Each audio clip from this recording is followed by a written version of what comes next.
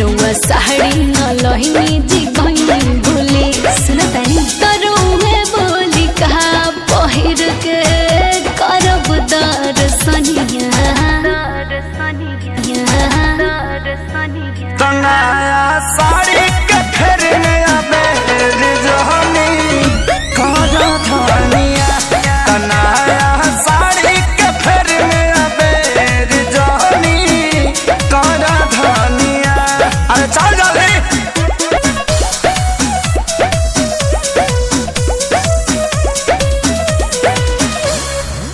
कम से कम आज के दिन ना करते कंजूसी मन कहरता जाई हम रउआ से रूसी।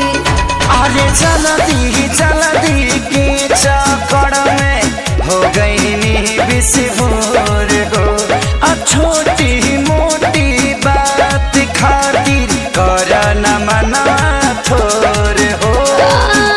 बुझले न रहुआ बनाया हम कनिया तनाया साड़ी के फेर में अबेर जहनी कर धनिया तनाया साड़ी के फेर में अबेर जहनी कर धनिया। साड़ी तो चाहिए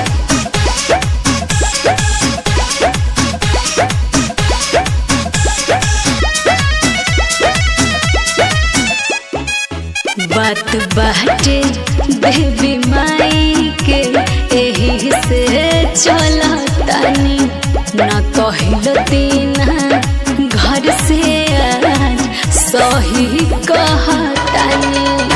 अरे किन के तो हर साड़ी हम धैले रहनी दुकान पर शौक न कर तू सोनू यादराज के मान पर खा करी हे सारी रोशन बुद्धि देश महरनिया